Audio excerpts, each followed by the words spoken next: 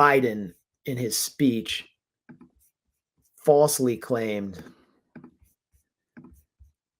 that the U.S. is supporting humanitarian supplies to Gaza. On which people in this country feel deep, passionate convictions. And so do I.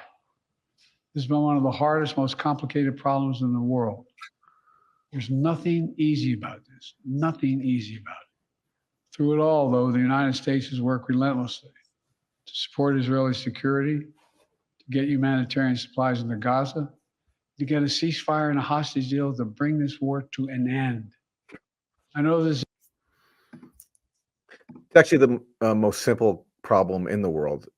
It's a ethno-supremacist apartheid state waging the longest-running military occupation in the world, and does so with U.S. support. It's a really easy problem to solve. Just stop supporting this insane state and its military occupation, which Israel is defending by wiping out Gaza. That's the aim of this operation in Gaza, is not to defeat Hamas. It's to basically destroy Gaza so that it's unlivable, because Israel wants to control whatever Palestinian land it wants and wants to crush anyone who dares resist it. That's a pretty easy problem to solve. So when he pretends, and people go along with this is a liberal talking point too. Oh, it's really complicated. This is an intractable conflict that's going on centuries. It's got to do with religious resentment. It's all hogwash. It's really the simplest problem in the world. No, not sending spare parts for Israel's F-15s and F-35s, it would bring them to their knees. Yeah. They would lose fire support and they would come to the table. They're not going to do that. Biden's not going to do that. But he's lying there about humanitarian aid. He's straight up lying. That's the other thing, is the Biden strategy for Gaza was sick from the beginning, but it was to give Israel as much weapons as it could with one hand and give people in Gaza as much flour as it could get in to bake bread and survive for as long as they could until their house was brought down on their heads by those U.S. weapons. But the U.S. isn't even doing that because it's forced to stand up to Israel to get the aid in. That's why they built that pathetic aid port off the coast of Gaza, which is now floating around in the sea at a cost of over $300 million to U.S. taxpayers. We called it out at the time. We said it was going to be a gigantic disaster. I actually thought it was going to be worse, that it would actually work and U.S. Citizens and army personnel and mercenaries would get killed in Gaza. But the whole pier just washed up on the shore. And they did it specifically because they needed some PR cover for the fact that they couldn't twist Israel's arms slightly to get the aid in, to at least fulfill the disgusting strategy that they laid out after October 7th. And here is Biden lying again and triggering actually one resignation that I think is kind of significant. Yeah, there's been a few. Stacy Gilbert recently resigned from USAID after basically the USA took part in a State Department report that falsified Israel's record of blocking aid. Blinken oversaw this report that just basically said that Israel is not denying Gaza humanitarian aid, which is just one of the most monstrous lies that have been told in U.S. government history, up there with Iraq WMDs. And so Stacy Gilbert quit because this was such an obvious falsification of the reality. And she also pointed out that experts who weighed in on this were sidelined, and people from above, who she didn't name, were basically writing new conclusions that were not supported by all the available data. Sounds a lot like, by the way, like the OPCW cover-up. The actual experts get sidelined.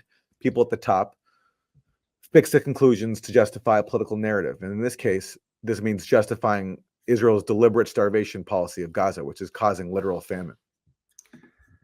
So why I think Stacy Gilbert's resignation was significant was she actually exposed Blinken for just lying, as he said, that they falsified a report absolving Israel on Gaza aid. State Department, and screw the Guardian, but Here's a summary.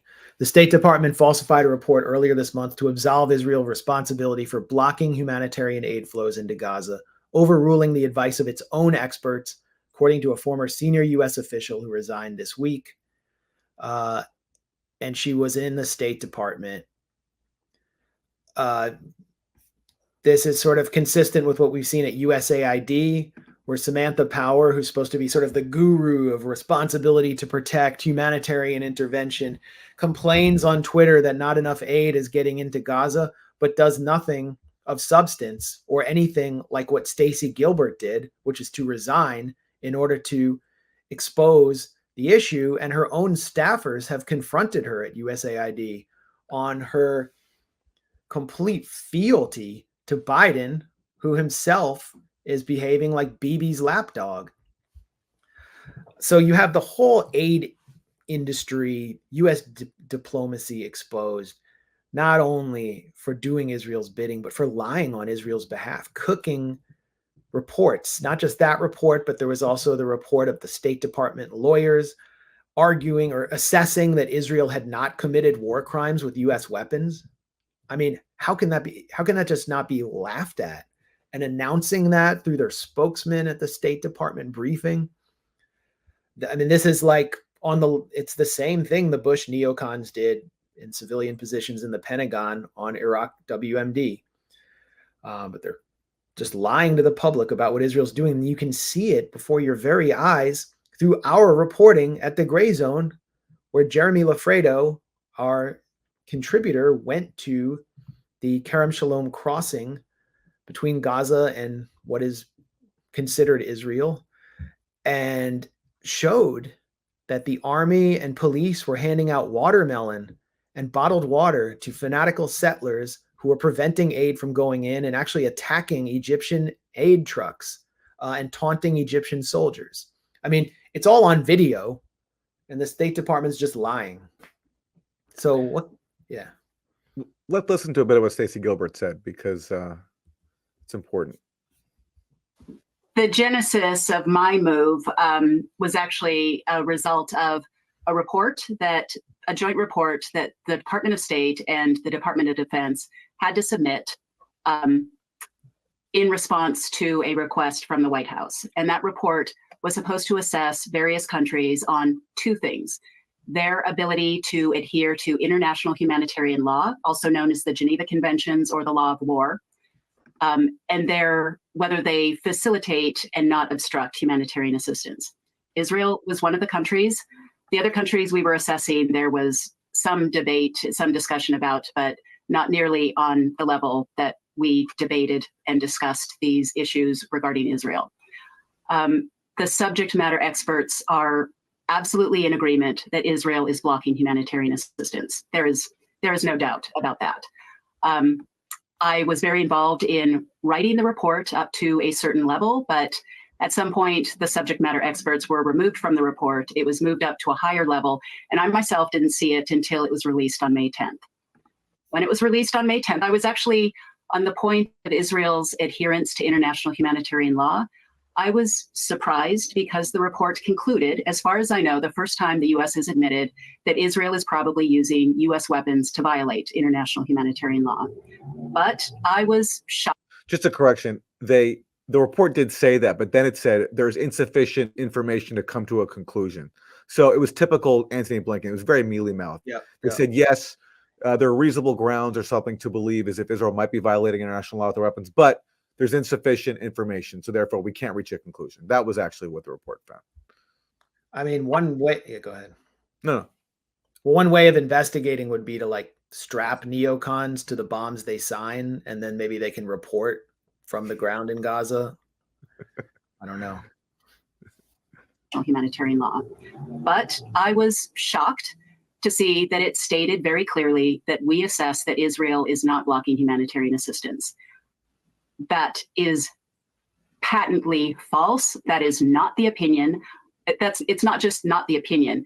There is data that is showing that Israel is blocking humanitarian assistance. And it's really significant that someone is speaking out about this from the inside and has resigned over it. I mean, of course, one could argue all these resignations should have happened much earlier, but better late than never. And yeah, she's exposing Antony Blinken here because this is Antony Blinken's report. Ultimately, he's responsible for it. It was his State Department that put it out. And yeah, reading the report, it was obvious. It was totally incoherent. Like, they acknowledge that Israel is basically blocking aid and violating the law, but yet they come to the conclusion that it's not. Ultimately, it's just completely incoherent and mealy mouthed, which is who Antony Blinken is. And I mean, one of the worst secretaries of state, if not, I mean, you know, Condi Rice, Colin Powell, they at least conveyed some sort of gravitas as they lied the U.S. into wars and doomed the lives of people across the Middle East to ashes, ruin, and bloodshed. Tony Blinken, I mean, he's not even selling this very well. It's just ridiculous. Let me show Samantha Power, who also, I mean, her job is supposed to be as a humanitarian official, even though, of course, the head of USAID is the opposite of that, really. That's what her job is supposed to be. So she's had to pretend for months now as if she's responding to the Gaza crisis rather than facilitating the starvation, which is really what the Biden administration is doing. And so she's had this term she used. She says, we have to surge aid to Gaza. But the problem is she keeps promising this, and it never happens. So here she is on May 30th. Today, I convene fellow donor governments to surge our response to those in dire need. But the problem is, you go back months, and she's been saying this ever since October. So this is earlier this month. Humanitarian conditions in Gaza continue to worsen. We must use all avenues to surge aid to civilians, okay? So that is mid-May. Then you have, this is now April. We continue to press for greater protections for civilians and to surge vital aid into Gaza. Okay, that's April. Now let's go back to February. Met today with Palestinian Authority President Abbas. We spoke about the need to surge humanitarian assistance to civilians in Gaza. And then finally back in November, I spoke to Caitlin Collins of CNN about the work the U.S. is doing, along with our partners, to surge life-saving assistance to civilians in Gaza. How can you say you're surging aid to Gaza if you keep promising to do it over a 7-month span? It never actually happens. It's just a stupid talking point she's using. So imagine, like, not only being an administration that's complicit in this mass murder, being someone whose job it is to pretend as if you're actually addressing it, which is Samantha Power's job. It's the height of cynicism. Well, what was the vehicle for surging it? Again, it was this pier. There's the pier for surging the aid.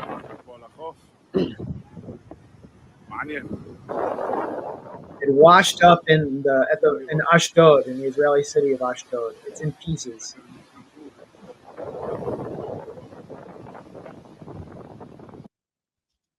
And no aid ever arrived to anyone in Gaza through that pier. Nothing. If anything, it was stolen. Why was it stolen? Because Hamas police cannot, the actual government of Gaza, the police are not allowed to operate openly because they'll all be killed by Israel, which the U.S. allows them and authorizes them and supports them to do. I mean, this is the biggest, it's a fiasco on top of a humanitarian catastrophe, and it's Samantha Power's fault. And no one's asking her to resign from within the administration for that failure because it's actually a success. She's just providing cover for genocide. And, you know, providing cover, when I say providing cover, she helped cover up the killing by Israel of a contractor for USAID under her own watch, which, when it came out, infuriated USAID staff, but we're seeing very few resignations over there. I mean, this is like a world-class fiasco. And if Donald Trump was responsible for it, it would be the laughingstock of the media. There'd be so much righteous indignation from MSNBC and CNN and Congress, and hardly anyone saying anything, although we've seen a few Republican senators like Roger Wicker complain about the price tag and the waste of the aid pier. I thought it was going to be actually used to, like, help ethnically cleanse Gaza to get refugees out and then dump them all on Europe and say, hey, Europe, here's another refugee crisis we created after Syria, and, suck it up, Germany. We're transatlantic, but they didn't even get to that point. So there was no surge.